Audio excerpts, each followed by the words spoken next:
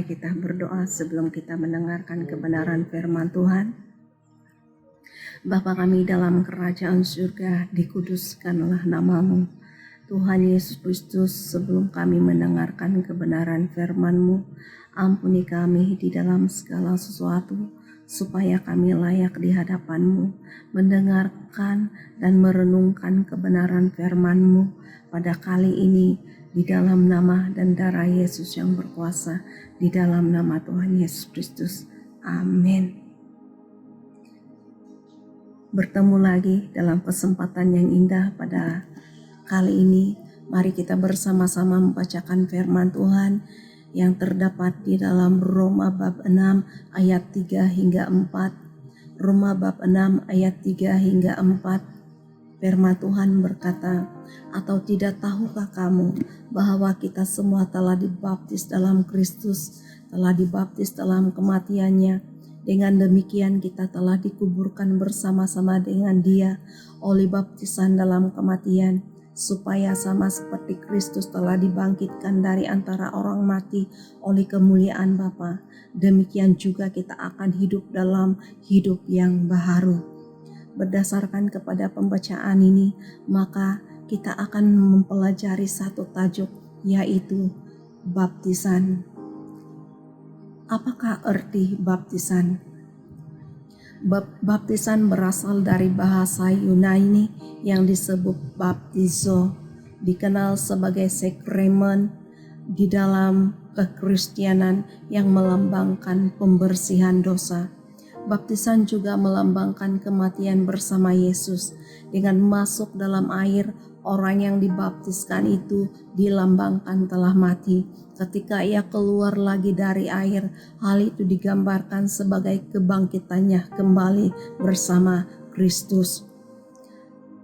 Matius bab 3 ayat 16 berkata, "Sesudah dibaptis, Yesus segera keluar dari air, dan pada waktu itu juga langit terbuka, dan ia melihat Roh Allah seperti burung merpati turun ke atasnya." Kisah Para Rasul bab 8 ayat 39. Dan setelah mereka keluar dari air, Roh Tuhan tiba-tiba melarikan Filipus, dan sida-sida itu tidak melihatnya lagi. Kata baptisan berasal dari bahasa Yunani yang disebut baptizo. Baptizo berarti menenggelamkan.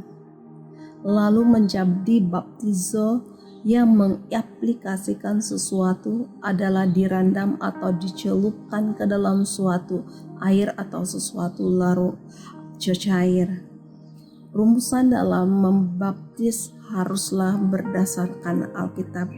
Rumusan baptisan dalam Alkitab sendiri harus dalam nama Bapa dan Anak dan Roh Kudus yang memperkenalkan keesaan Allah Tritunggal dalam Matius bab 28 ayat 19 hingga 20. Tetapi di sisi yang lain, untuk kes membaptis dalam nama Yesus, khususnya baptisan yang dilakukan oleh Petrus pada Kisah Para Rasul bab 2 ayat 38 hingga 39 dan bab 10 ayat 44 hingga 48. Di sini Paulus sebenarnya bukan tidak mengikut sertakan kehadiran Allah Tritunggal, melainkan dalam konteks umum tersebut menunjukkan kehadiran Allah Tritunggal. Saya ingin menekankan bahwa di sini sebenarnya Paulus bukan tidak mengikut sertakan kehadiran Allah Tritunggal, melainkan dalam konteks umum yang menunjukkan kehadiran Allah Tritunggal. Baptisan juga membawa tanda. Yang pertama yaitu baptisan air. Baptisan dengan air dilaksanakan oleh Yohanes Pembaptis di Sungai Yordan, dan seturut katanya sendiri dalam Matius bab 3 ayat 11e. Baptisan tersebut adalah tanda pertobatan dari yang bersangkutan dalam arti menyesal atas semua dosa dan kesalahan yang pernah dia lakukan. Maksudnya sejak ia dibaptis, ia berikrar atau ia berjanji atau bertekad untuk tidak mengulanginya lagi dan memulai hidup baru dengan melaksanakan semua kehendak Allah berdasarkan Matius bab 7 ayat 21. Baptisan air secara umum dilakukan dan disaksikan oleh banyak atau saksi-saksi yang lain ketika dibaptis. Baptisan juga melambangkan baptisan Roh Kudus. Baptisan roh yang disinggung oleh Yohanes Pembaptis dalam Matius bab 3 ayat 11b dengan berkata-kata baptisan Roh Kudus dan api baru diberikan kepada yang bersangkutan oleh Yesus, di mana sesudah dia dibaptis. Baptisan roh ini biasa dilakukan bersamaan dengan pelaksanaan baptisan air itu sendiri dan dapat juga sesudah itu.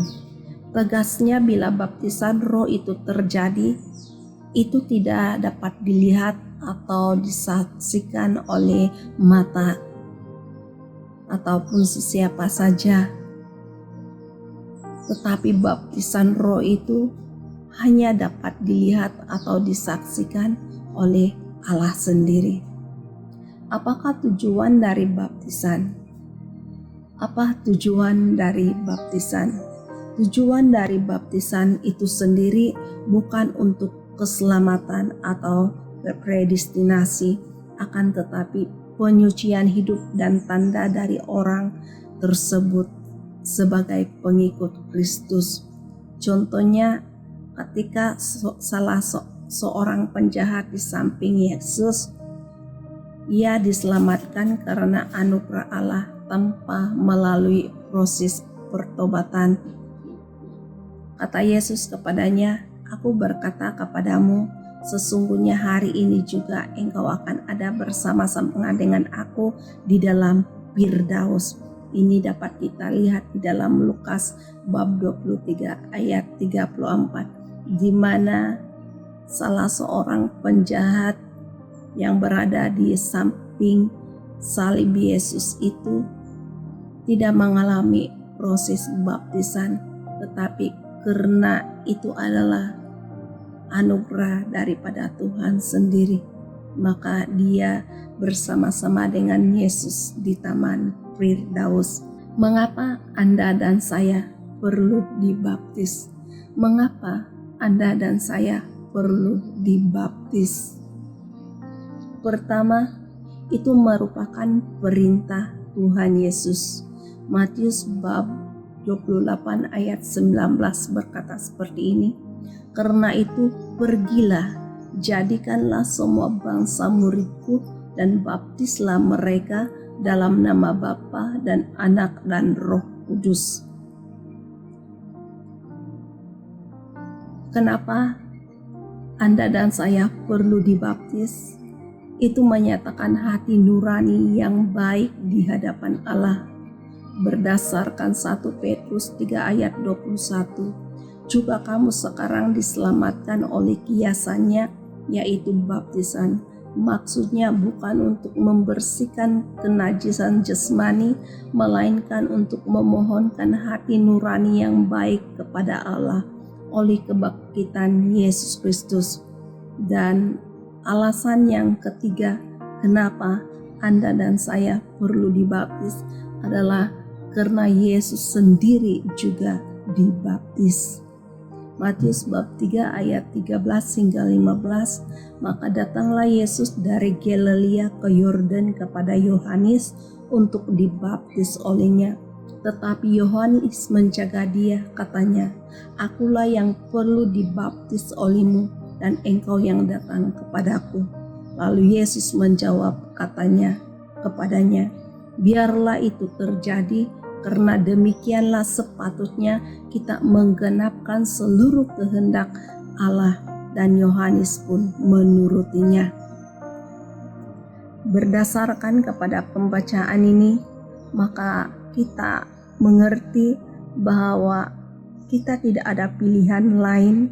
Anda dan saya harus dibaptis seperti Tuhan Yesus Kristus juga dibaptis. Baptisan juga melambangkan pertama, Kolose 2 ayat 11 hingga 12.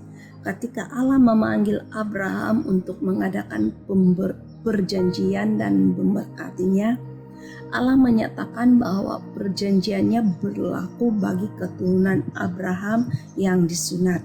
Kejadian bab 17 ayat 10 dan 13. Ini juga dilaksanakan. Mereka yang tidak disunat tidak mendapat bahagian dalam berkat Abraham, bahkan harus dilenyapkan dari antara orang sebangsanya.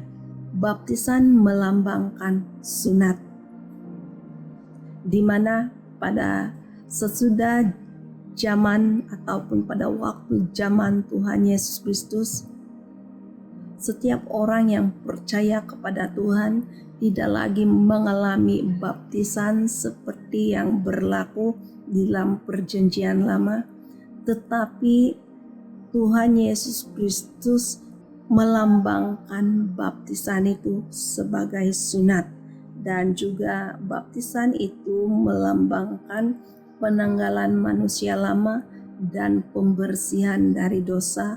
Melalui baptisan, tubuh dosa kita ditanggalkan. Roma bab 6 ayat 4 hingga 13. Bahkan juga baptisan melambangkan pengakuan secara umum mengenai apa yang terjadi di dalam kita. Itu menyatakan bahwa kita bersama dengan Yesus.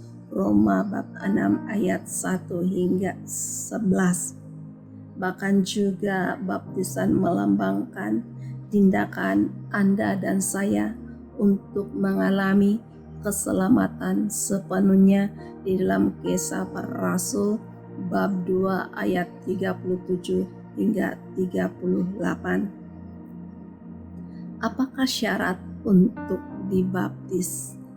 Apakah syarat untuk dibaptis? Syarat yang pertama adalah orang yang akan dibaptis harus sudah menerima Yesus sebagai Tuhan dan Penyelamat secara pribadi dan sudah mengaku dan percaya bahwa Yesus adalah Tuhan. Yang kedua, dia sudah mendapatkan pengajaran dan mengerti dengan benar arti baptisan air serta arti pentingnya baptisan bagi orang percaya. Dan juga dia bersedia membuat komitmen untuk hidup dalam prinsip-prinsip kerajaan Allah dan meninggalkan perbuatan yang tidak sesuai dengan firman Tuhan. Bagi saya secara pribadi, arti baptisan ini sangat besar bagi saya secara pribadi, di mana pada 31 Mei 1992 saya dibaptis selam di SIB Pakandranaw, dan gembala yang membaptis saya pada waktu itu adalah Pastor Juan Bangunan. Bagi saya secara pribadi, saya sangat bersyukur karena dibaptis pada usia yang masih sangat muda, dan saya bersyukur untuk perjalanan kekristenan ini. Walaupun perjalanan kekristenan saya jatuh bangun, tetapi dengan adanya komitmen seumur hidup untuk mengikuti Tuhan, maka itu tidak melemahkan iman saya untuk mengikuti Yesus. Walaupun di dalam perjalanan hidup ini begitu banyak cabaran dan kelemahan yang menimpa secara pribadi, namun tidak pernah sedetik pun saya berpikir untuk meninggalkan Tuhan Yesus. Karena bagi saya, hidup adalah Kristus dan mati adalah keuntungan. Seandainya Tuhan Yesus memberikan saya kesempatan untuk hidup sedetik lagi, maka saya mau melakukan yang terbaik untuk Tuhan Yesus. Semua itu saya lakukan bukan untuk orang lain atau meminta upah daripada Tuhan sendiri, tetapi itu adalah komitmen dan kesetiaan saya seumur hidup saya melayani Tuhan. Saya bersyukur karena saya sudah dibaptis, dan saya mendorong bagi Anda yang belum dibaptis, ambillah kesempatan untuk memberi diri dibaptis, karena sekali kita dibaptis, kita sudah bersatu dengan Tuhan Yesus selama-lamanya, dan tidak ada yang dapat memisahkan kita dari kasih Yesus. Mari kita berdoa. Kami mengucap syukur untuk firman-Mu yang sangat indah ini Tuhan. Kami menikmati kehidupan kami yang diperbaharui di dalam Engkau Tuhan. Suci kuduskan kehidupan kami dengan kuasa darah-Mu yang berkuasa, dan mampukan kami untuk melangkah ke depan walaupun banyak rintangan yang harus kami lalui sebagai orang percaya Tuhan. Kami mengucap syukur untuk hidup yang Kau beri dan untuk kasih setia yang tidak pernah berubah yang kami terima daripada Engkau, di dalam nama Tuhan Yesus Kristus. Di dalam nama Tuhan Yesus dan darah Yesus yang berkuasa, kami berdoa. Amin. Terima kasih untuk perhatian Anda. Tuhan Yesus memberkati.